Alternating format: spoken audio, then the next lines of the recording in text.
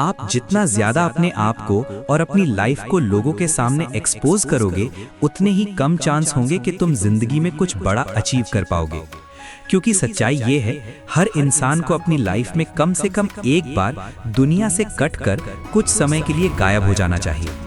हमने भी पर्सनली अपनी ग्रोथ और सक्सेस तभी अचीव की थी जब हम कुछ समय के लिए पूरी तरह डिसअपियर हो गए थे। लेकिन एक बात समझो, इस दुनिया में ज्यादातर लोगों को अपनी सक्सेस से ज्यादा दूसरों की अचीवमेंट से जलन होती है।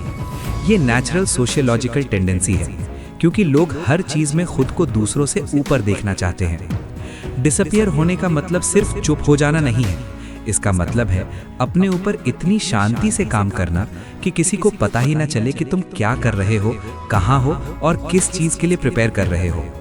ना कोई फीडबैक, ना कोई अप्रिसिएशन, ना कोई क्रिटिसिज्म, बस तुम और तुम्हारा काम, एक शैडो की तरह। और जब तुम वापस रीअपियर करोगे तो अच्छों के होश उड़ जाएंगे।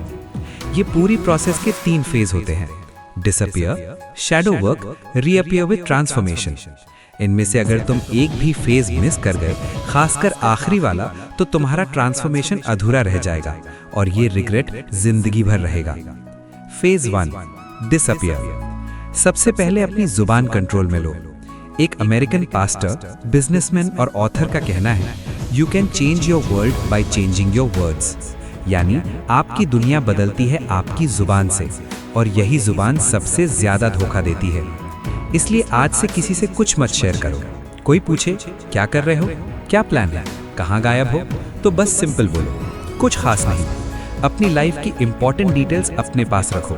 अपने ओपिनियन और व्यूज भी शेयर करना बंद कर दो। लोगों के दिमाग में हमेशा यही सवाल रहना चाहिए, ये सोच क्या रहा है, ये करने वाला क्या है। यानी तुम एक मिस्ट्री बन जाओ जिसे कोई सॉल्व ना कर सके। Phase 2, ghost mode, shadow work. यहाँ से असली खेल शुरू होता है। तुम्हें अपने दिमाग को रीप्रोग्राम करना होगा। लोग तुम्हारे बारे में क्या सोचते हैं, इससे कोई फर्क नहीं पड़ना चाहिए। वैसे भी लोग आपके बारे में इतना नहीं सोचते जितना आप सोचते हो। सब अपनी अपनी समस्याओं में बिजी हैं। एक चीज समझो, स्पॉटलाइट इफेक्ट एक कॉग्निटिव बायस है जिसमें आपको लगता है सब आपको नोटिस कर रहे हैं, जबकि असल में ऐसा होता ही नहीं। अब अपने दिमाग में एक नया पर्सोना बनाओ जो दूसरों से ज्यादा खुद को प्रायोरिटी देता है। अपनी हैप्पीनेस, अपनी गोल्स, अपनी ग्रोथ, अपनी लाइफ। इस स्टेज में तुम्हें कुछ लोगों से कनेक्शन काटने होंगे, कुछ लोगों को अपने से दूर करना होगा, क्योंकि ये पूरे प्रोसेस का हिस्सा है। तुम्हारा दर्द, मेहनत, आंसू, खून पसीना, फेलियर सब छुपे रहने चाहिए।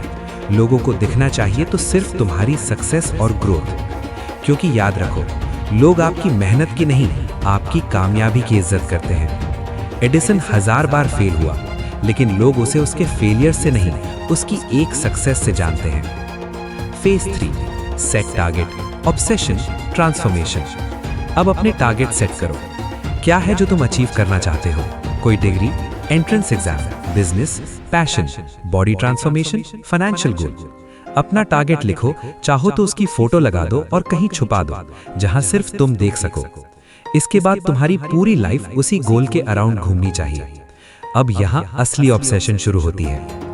कोई दोस्त नहीं, कोई सोशल मीडिया नहीं, कोई गेमिंग, कोई बिंज वॉचिंग नहीं। एक फाइटर जो 14 घंटे ट्रेनिंग करता है और एक जो 6 घंटे। बताओ जीतता कौन है?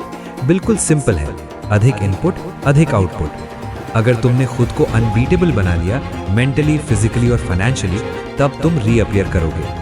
और जब तुम रीअपियर करोगे तब तुम्हें खुद एहसास होगा कि तुमने कितना छोटा सोचा था, क्योंकि तुम अपनी सोच से भी बड़े बन चुके होगे। और आखिरी बात, 100 फेलियर्स को छुपाने के लिए बस एक बड़ी सक्सेस चाहिए होती है। और जब वो एक सक्सेस मिलती है तो दुनिया बदल जाती है और तुम एक शांत, समझदार और फुलफिल्ड लाइफ में प्रवेश कर जाते हो।